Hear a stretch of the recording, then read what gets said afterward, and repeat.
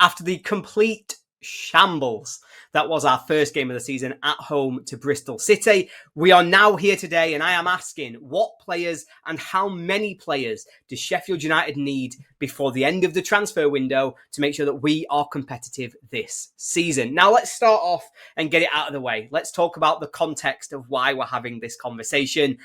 United's 4-1 opening day home defeat to Bristol City just massively highlighted that the current squad of players are not good enough. We do not have a squad that is competitive, that is ready for the Championship, that is anywhere near good enough to compete at the level that Sheffield United want to be playing at this season. And I was really naive. You know, anybody who watched the preview show for the Bristol City game will know that I was trying to be optimistic. I thought, you know, we'll be all right. We'll come into this season and yeah, the squad's not where it needs to be, but it'll be all right.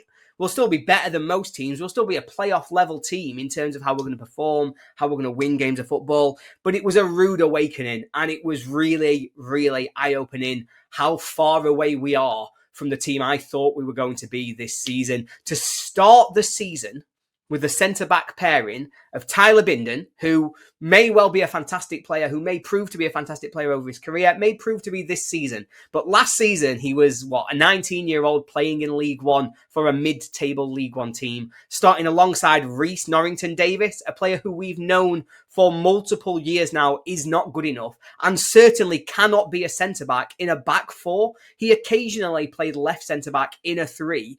We've just asked him to play centre-half in a back four. And, you know, tongue-in-cheek, but it's borderline criminal negligence going into a season with that being your starting centre-back partnership. That is just so far away from being a Championship-level squad. It is a masterclass in how not to build a squad to be competitive at the level we are looking to play at. You've then got what happened in front of them, and we have a lot of really good individual players playing in front of that back line, but we had the most dysfunctional midfield I think I might have ever seen United put out. It was three players who, if you mix and match them and you play them as two and a big, strong, ball-winning defensive midfielder, you play two with 𝗍𝗍𝗲, all of a sudden you've got a really good midfield. But you put those three all together at the same time, they are weak, they are easy to run through, there is defensive naivety with nobody tracking the men, making the runners. There was no support. So we got a really, really inadequate centre-back partnership with no support from the right back or the left back because they were both bombing on to play as wing backs. No support from the central midfield because we got nobody who was capable of playing the role of 𝗍𝗍𝗲.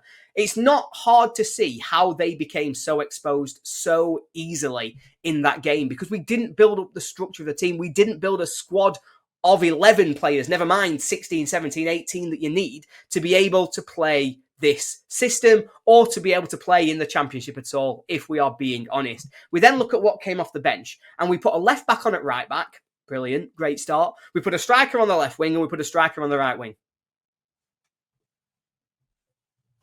Nothing to see here then. Don't worry about it. It's a proper squad, that.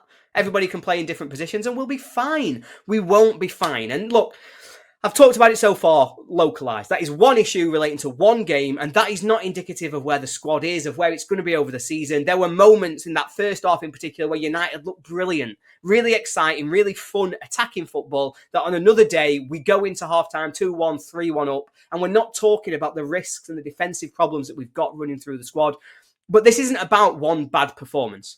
It's really not. Lots of people will think this is an overreaction to a really bad performance on opening day. And to an extent, I get it. I can understand where that opinion had come from. But actually, we've seen lots. I've seen United play rubbish 100 times. I've seen us be a lot worse than we were on Saturday. I've seen lots of really bad things come out of Bramall Lane when watching United. I saw it last season when Hull came and turned us over.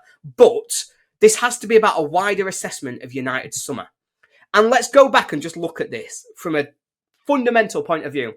From the end of last season, 9 players who played a minimum of 15 games for United last season have left.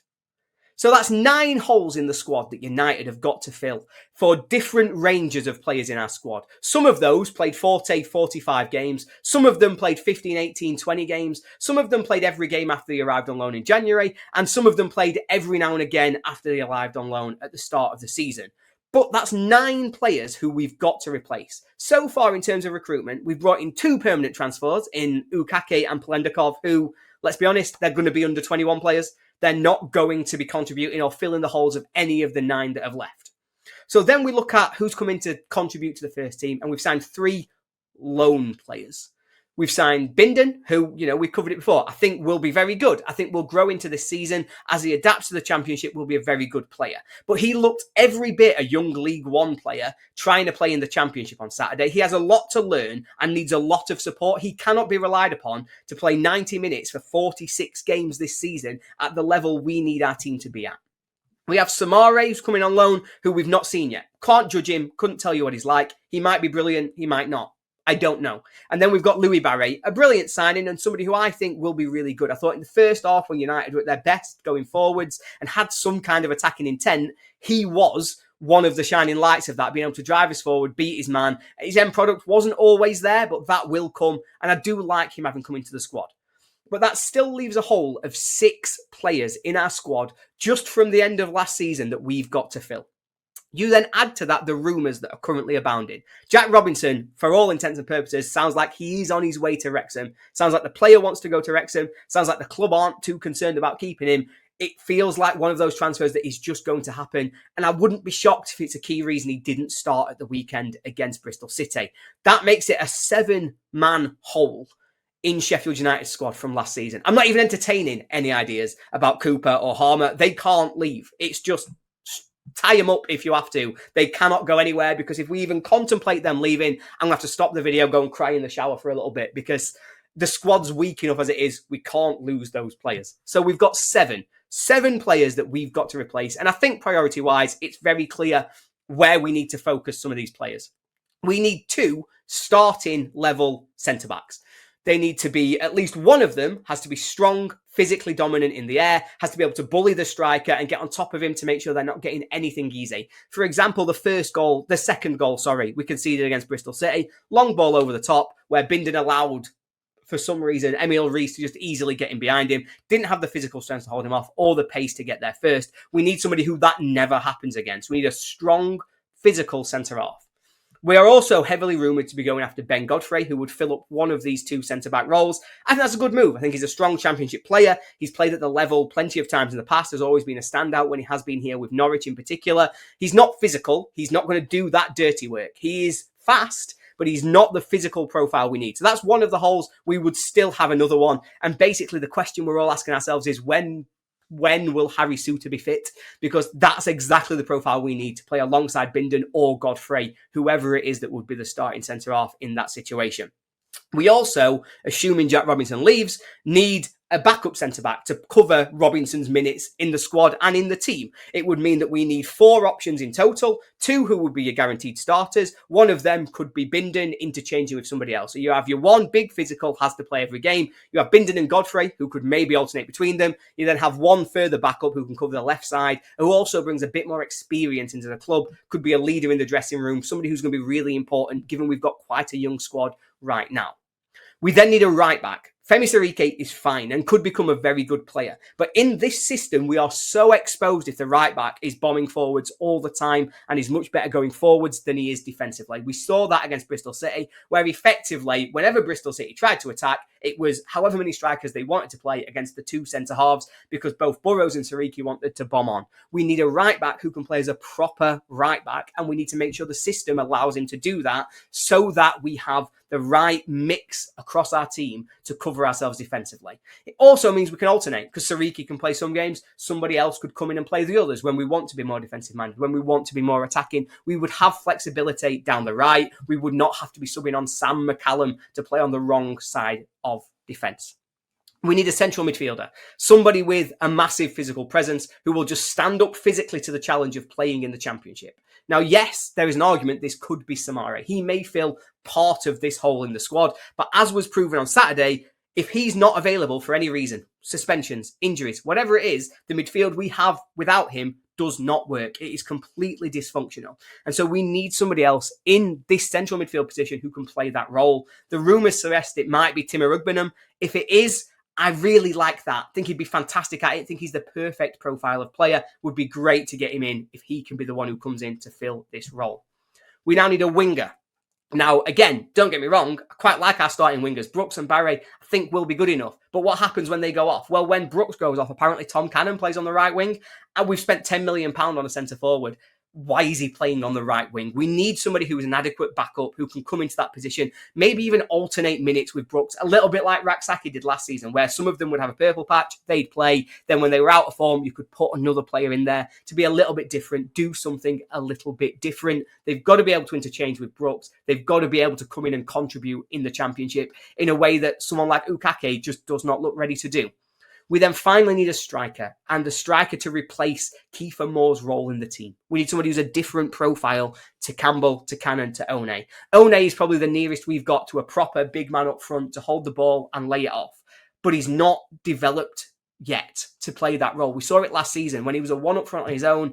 It didn't quite work. He couldn't do the job of holding off the defenders, being big, being strong, and then linking in, bringing other players in. We need somebody who's an experienced head to be able to play that role. They won't play many minutes. I'm not talking we want to go out and spend 15 million on someone to do this. We don't want that. We want someone to be the third choice striker who's just something different, gives us a way of changing games when it's not going right. And he's horses for courses. There will be some games where they're perfect, some where we don't want to see them at all. But somebody has to come in and play that role in the squad. And so for me, that's not where I think United want to improve. It's not where I think, oh, this would be nice. But I think that's where United have to improve if we actually want to achieve the targets we're setting for ourselves this season. Chris Wilder got sacked for coming third with 90 points. What's the target then this season? What are we aiming for? Who knows what we're aiming for? Nobody from the board communicates. But if they want to go and say that 90 points wasn't good enough, we need to do better. Even if they want to say that we need to just finish in the top 6, we have to recruit and improve this squad in the ways that I've just outlined. And when I talk about these signings, let me be clear, these can't all be loans. We cannot just work in the loan market. We actually need to find out whether or not our owners have anything at all around them. If we keep relying on loans, it will be a long-term disaster for the football club. And let me lay out why that's the case. This is our last summer of parachute payments. We go off a cliff financially next summer. There's no more income coming in from the Premier League. We only get what we earn. This summer, we've sold our assets. Vinny Souza and 𝗚𝗿, they have left the club. So who do we have left to sell next summer? It's 𝗏𝗲 and Cooper, and that is it. There's nobody else we're able to sell because all the signings we make are loans, and there's nobody else at the club currently who is worth anything. So we lose parachute payments, and we don't have any assets to raise funds. So where does the money come from? From based on this summer, this is our first summer under new owners. This is supposed to be exciting. This is when I'm supposed to be sat here going, aren't the signings we've done great? Aren't you ready for the new season? Can you believe that we managed to convince him to come to Bramall Lane? We're going to watch him play. This is amazing. That is not it. We're sat here saying, where's the money? What are they doing? Have they got any? Would we be better off if the Prince was still in charge? Because would we have signed at least somebody rather than nobody? It really feels to me as though right now we're at an edge. And either the owners are going to step in, they're going to do an amazing job over the next 3 weeks, and we're going to fly, build a proper squad, really competitive, exciting, attacking football, like what we saw in the first half against Bristol City, and it could be one of the most enjoyable seasons we've had. I still stand by that. There is potential. This could be one of the most enjoyable seasons to be a United fan, with entertaining, attacking football every time we go to Bramall Lane and winning games of football. That is possible. It is within our reach. But there is also what happened on Saturday, and that could happen every week. Because if we don't fill the squad properly, if we don't recruit properly, I don't see how we get better outcomes. I don't see how we improve performance on the pitch. This is arguably the most important 3 weeks of the season, because if we get this wrong, there's no way forwards and there's no way out of the mess that Saturday showed us the current squad is. But look, I've done all of that, and some people will have got to here and they'll still be thinking the same thing. There are 3 weeks, 4 weeks left in this transfer window. There is loads of time for us to go out and plug those gaps. All I would say is the season started. Before the end of the transfer window, we'll have played, I think it's 4 league games we've played by that point. Just under 10% of the season will have been gone while we still are playing with this squad if we don't get our recruitment done soon and get it done right. We also know, just from looking at Soumaré this season, if we sign them on deadline day, they're not ready to play the next day. They need some time. And I think that's one of the things that's most important here. The sooner we make these signings, the sooner they're part of the squad, they're embedded, and they can contribute really well quickly. because otherwise this season starts to run away from you. And I just want to see us get this right, because it's a really important season. Because without parachute money, I don't quite know what happens to us in the short term for the future and how we rebuild the club. Anyway, negative, innit? Let's move on. Let's think about the future. Let's get excited. Maybe it'll be completely different. And when we play Swansea, every one of those attacks we had in the first half goes in. Barry looks like a world beater. And maybe that's the one where we really do kickstart our season. Whatever happens, all we can do as fans is support them, is want the best for the club, is try and make our voices heard to get the best for the club. But the main thing is, let's just hope beyond hope that it gets better than it was on Saturday.